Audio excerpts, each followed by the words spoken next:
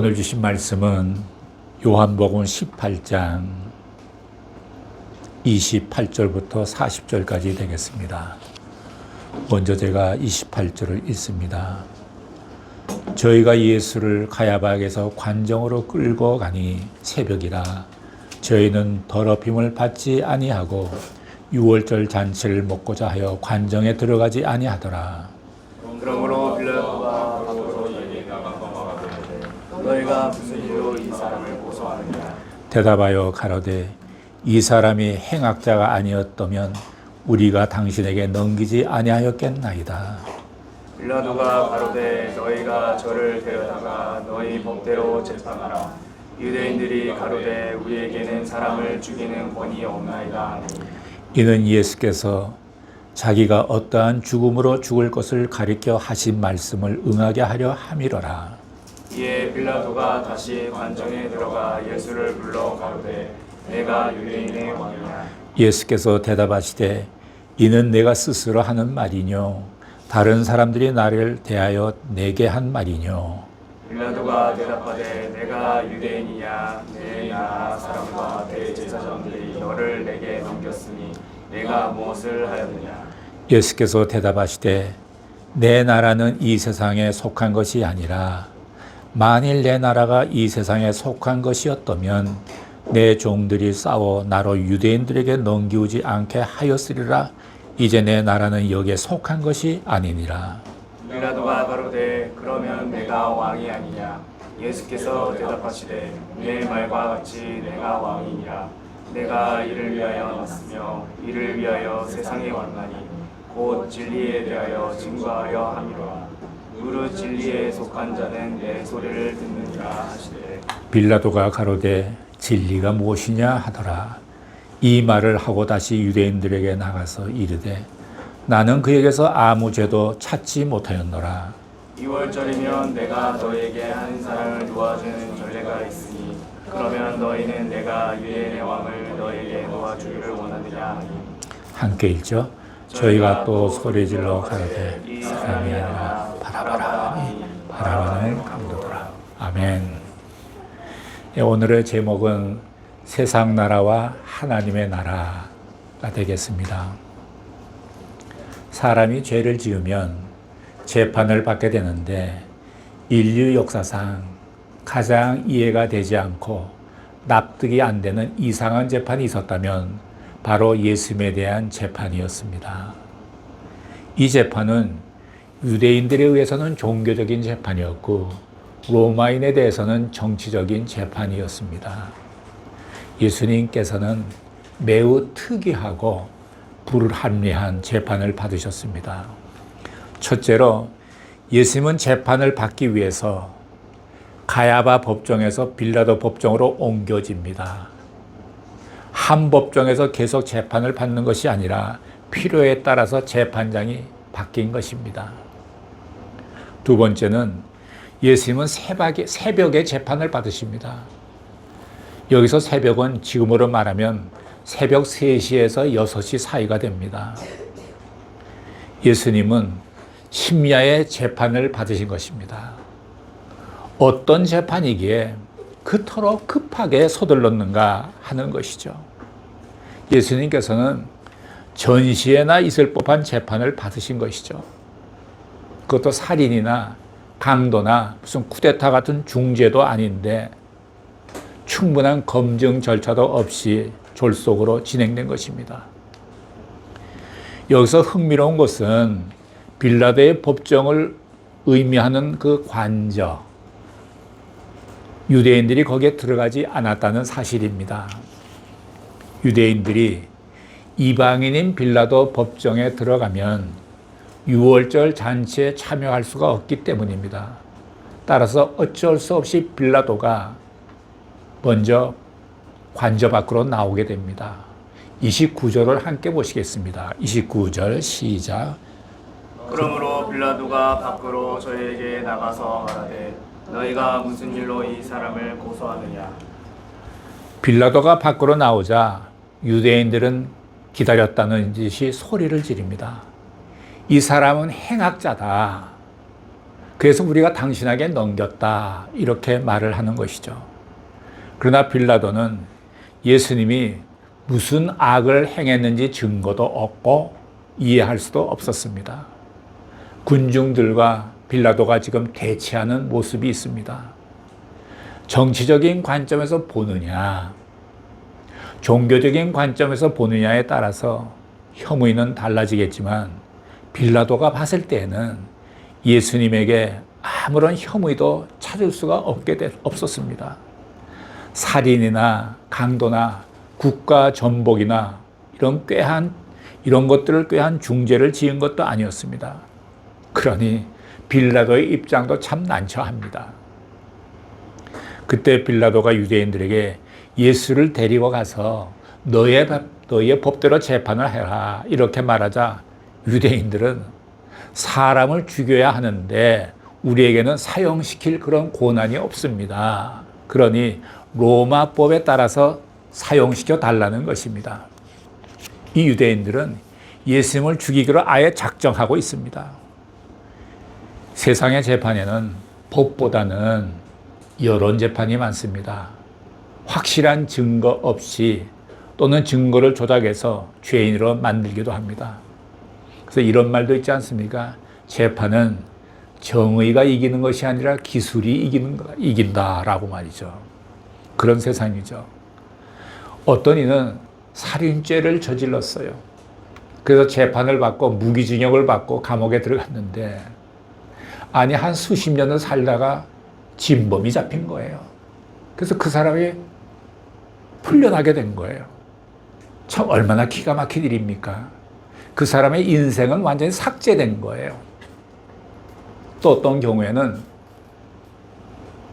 사형집행까지 했는데 진범이 잡힌 거예요. 참 기가 막히죠. 그러니 검사나 판사는 그 죄책감에 어떻게 살았을까 하는 생각이 들어요. 기막힌 일이죠.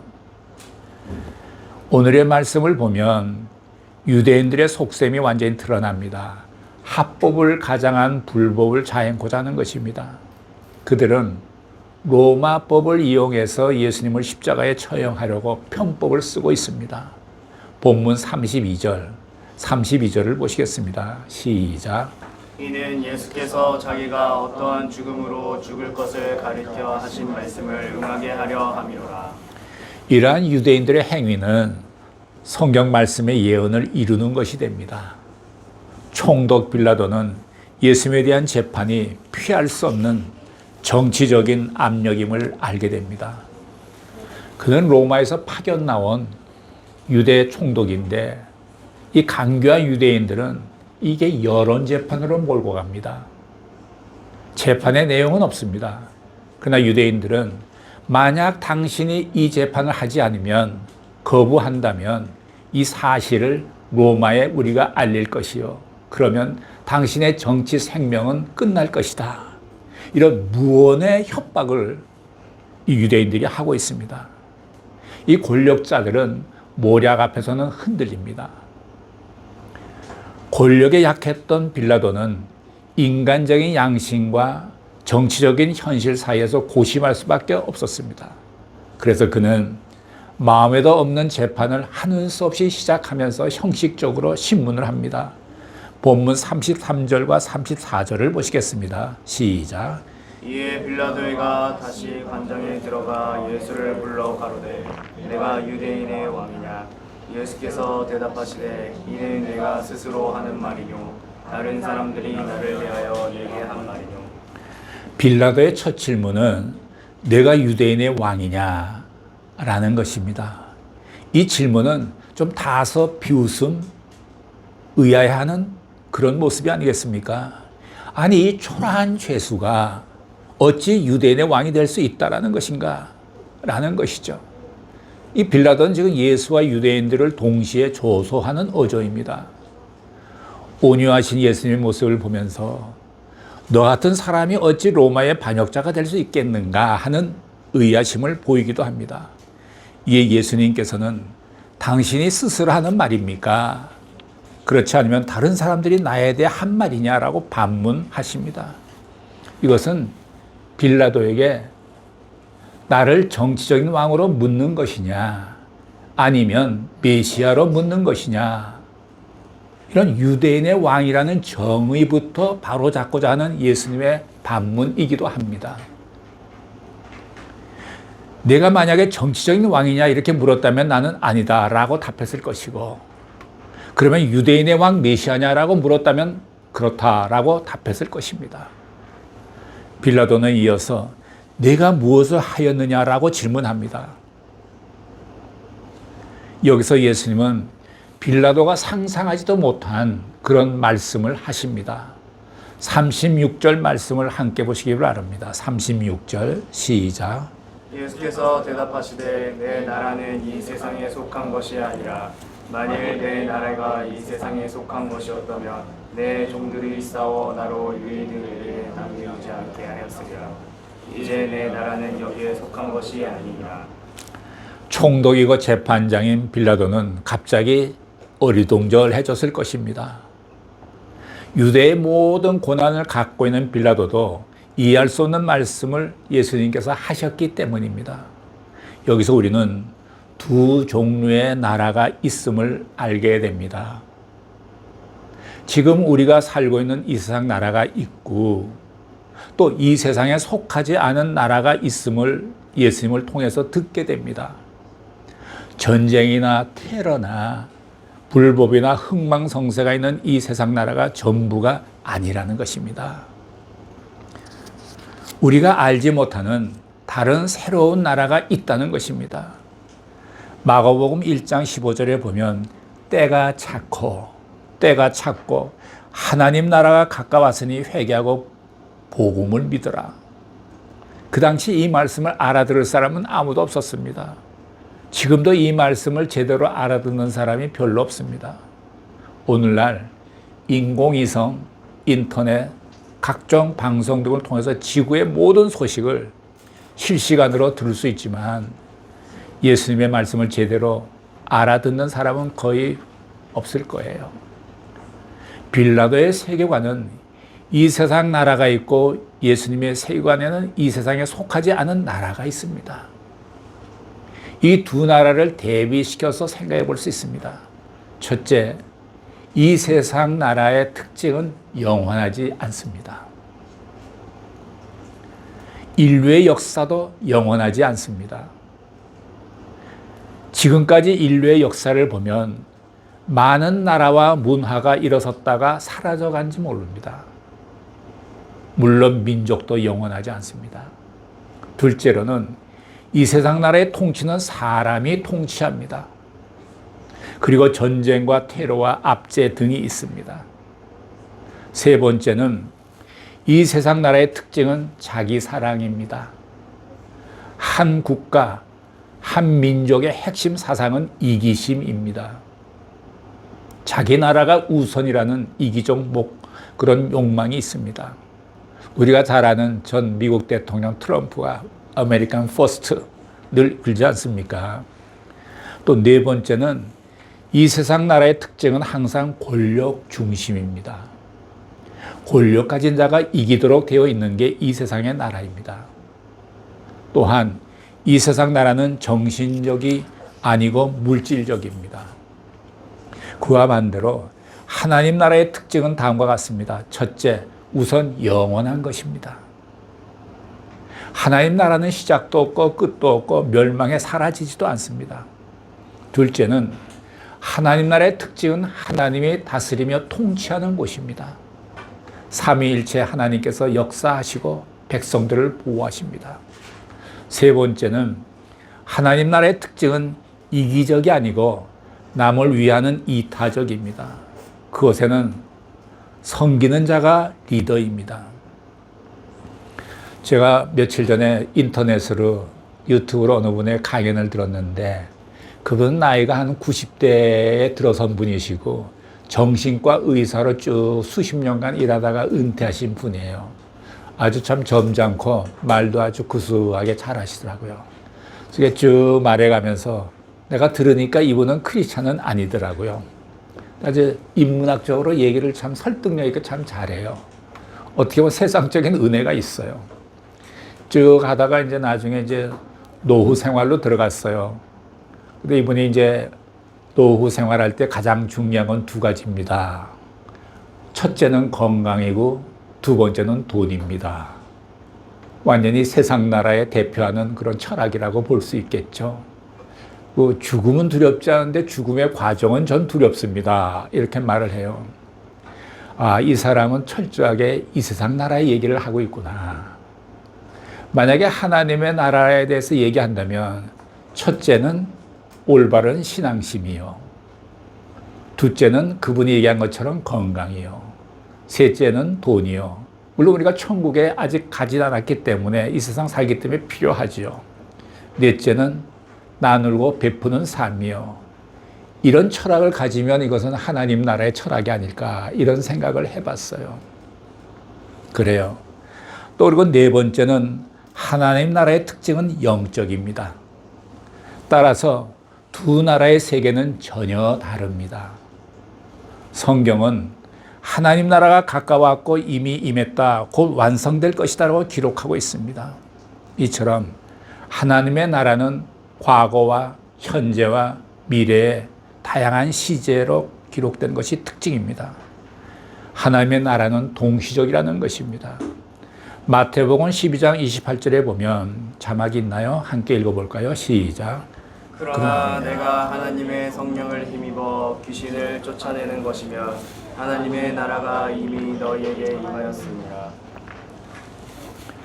즉 하나님의 나라가 임했기 때문에 귀신이 떠나는 것입니다.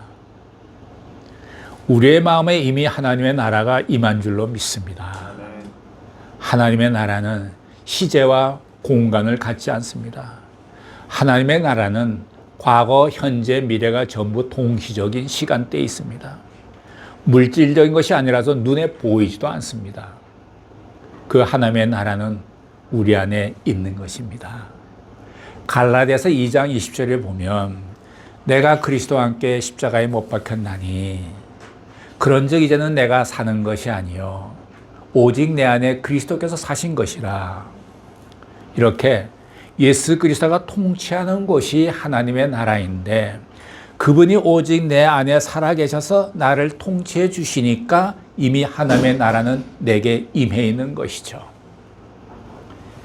신약 성경에서 예수님이 이 땅에 오셨다는 것은 하나님의 나라가 이 땅에 임하셨음을 뜻합니다.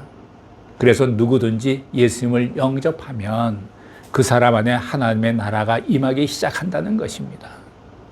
따라서 우리는 이 세상 나라에서 고민하며 갈등을 겪지만 예수님을 믿는 사람들은 그것과는 상관없이 하나님의 나라를 경험하게 됩니다. 우리는 어떻게 하나님의 나라를 경험합니까? 요한복음 3장 3절에 보면 오밤중에 사람들의 눈을 피해서 예수님을 찾아온 유대인의 관원인 니고데모에게 예수님은 이렇게 말씀하셨습니다. 진실로 진실로 내게 이르노니 사람이 거듭나지 아니하면 하나님 나라를 볼 수 없느니라. 거듭난 자는 하나님의 나라를 경험하며 산다는 것이죠. 이 거듭난다는 것이 무엇입니까? 거듭남에 대해서는 많은 설명들이 있습니다. 우리 사람은 영과 혼과 육으로 되어 있습니다. 그래서 우리가 태어날 때는 원죄로 해서 우리 영이 죽어 있는데 예수님을 만나고 말씀에 부딪히면서 내 영이 살아나기 시작하면 하나님과의 교제가 시작이 되는 것입니다. 그것을 거듭남이라고 말하는 거죠. 내 영이 살아나는 것을. 내 영은 하나님과 교제하는 부분이고 혼이란 것은 나의 인격, 정신, 마음 이런 걸 뜻하는 것이고 또 육은 우리의 눈에 보이는 몸을 얘기하는 것 아니겠어요? 신약 성경은 헬라어로 쓰여 있기 때문에 헬라어에는 생명을 세 가지로 구분해서 말합니다. 영을 말할 때는 조에 이렇게 말하고 혼을 말할 때는 푸시게 그리고 몸을 말할 때는 비오스 우리가 바이오 을죠 비오스 이렇게 얘기를 해요. 그래서 예수님께서 말씀하시기를 살아서 나를 믿는 자는 영원히 죽지 않을 것이다 이런 말 하지 않았습니까? 그 우리 좀 갈등해요. 죽잖아요.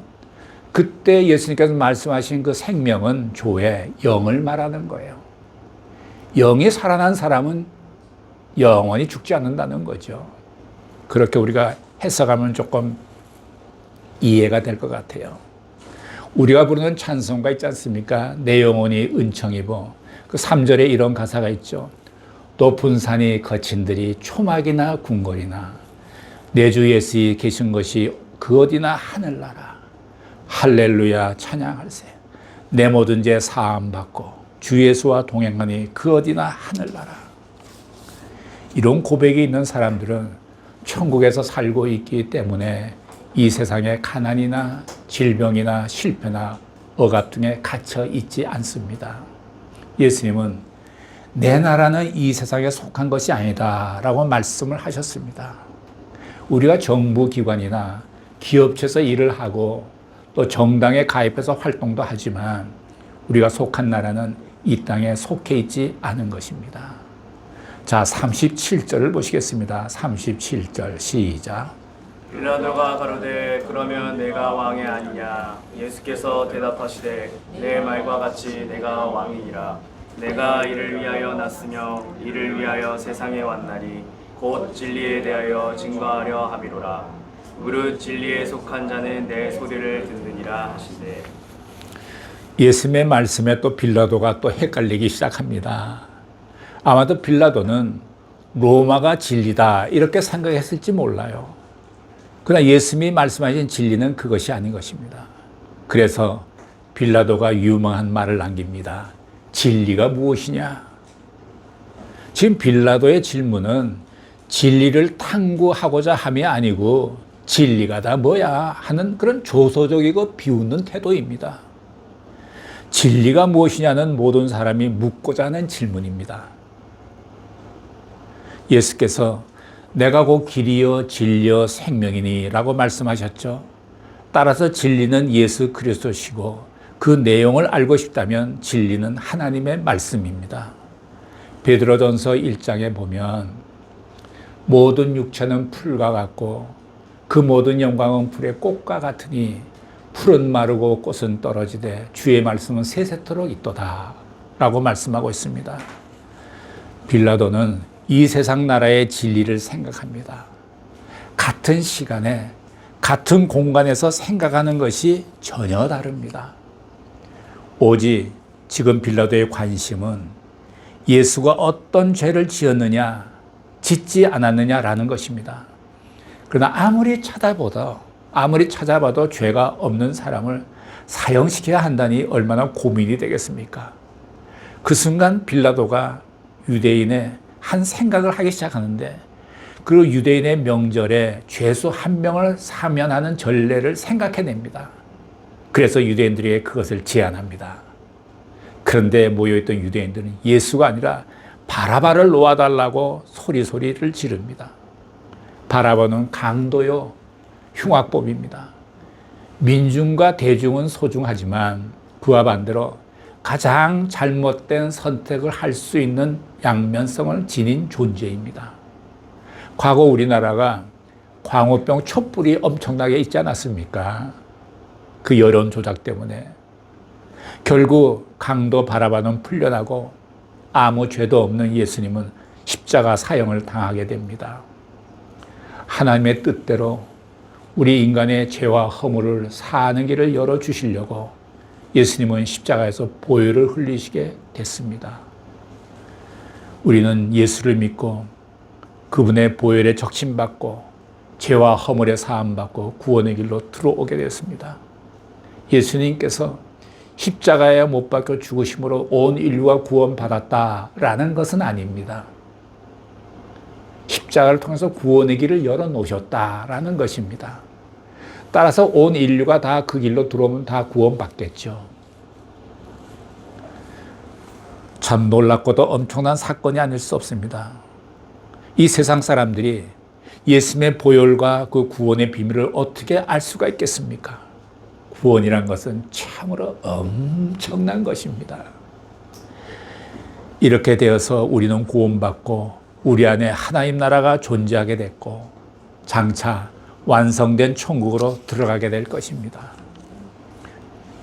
지금은 비록 이 세상 속에 살지만 하나님의 영원한 나라, 천국을 소망하며 살아가시는 여러분 모두가 되시기를 예수님의 이름으로 축복합니다. 아멘. 기도하시겠습니다. 사랑하시는 하나님 아버지, 예수님께서 억울한 재판을 받으시면서 십자가의 길을 가셨습니다.